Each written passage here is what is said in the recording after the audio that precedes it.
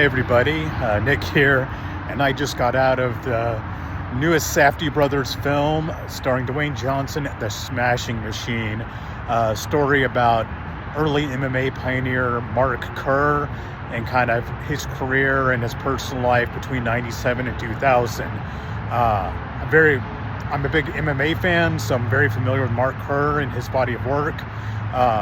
There's a fantastic documentary about Mark Kerr called The Smashing Machine that HBO did, kind of released in 2000 or 2001, which is an excellent documentary. I highly recommend it. But, this was a big role for Dwayne Johnson. And I know there's some early Oscar buzz around it about, if this is going to be like his big role as a more serious actor, not just kind of an action movie type. I'm gonna say this: he does very well in it. The best acting I've ever seen Dwayne Johnson do.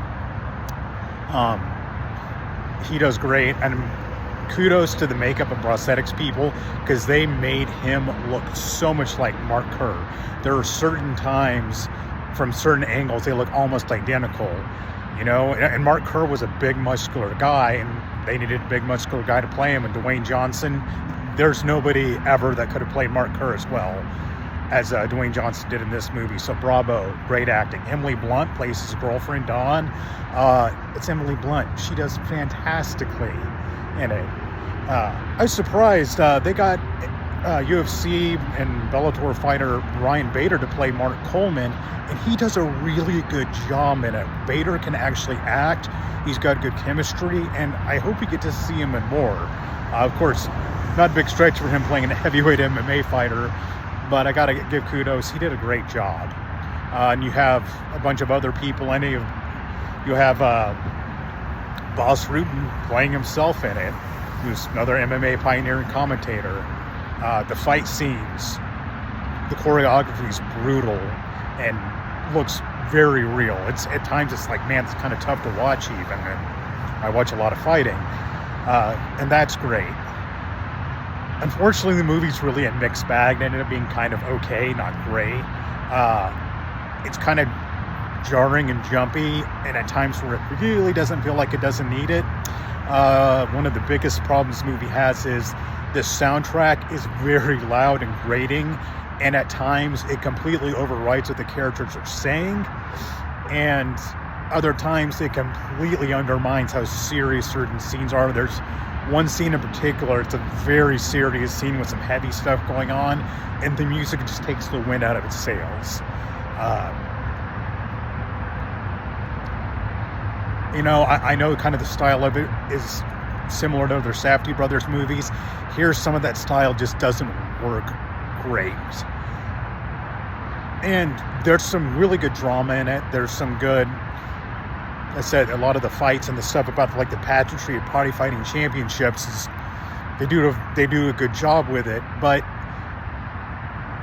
in a lot of ways, it's kind of a athlete struggling with their demon sports biopic, and in some ways, like, the base story doesn't feel that special. I don't know. It just seems to me it could have been done better. I know people suggest that maybe they should have switched things around and they should have focused on Mark Coleman more and Mark Kerr in the background, and I think that could have worked pretty well. The thing is we have a great movie about Mark Kerr called The Smashing Machine, and that's the documentary, and it's a compelling documentary. This just ends up being okay. It just said some weird stylistic choices, kind of jumps around some in a way that gets disjointed at times. But, on the other hand, acting's great. It's it's a lot of good fight choreography. There's some great shots in the movie. Overall, I'm a little underwhelmed. I think it could have been better. Not a bad movie, but, and you can make the argument Dwayne Johnson should get an Oscar nod. Kind of depends what else is out there, but it's okay. Watch if you get a chance. The music is so much, and it is such a loud movie and percussive kind of grating score, which really hurt it a lot for me. I'd say it's worth a watch, not one you got to see in the theater. And really, just go watch the documentary. That it's excellent, and that's what I'll recommend. So a little underwhelmed, but you know, this is the one I was really anticipating. Maybe I had too high of expectations, but yeah, not as good as it could have been. Well, I'll talk to you all later. Bye.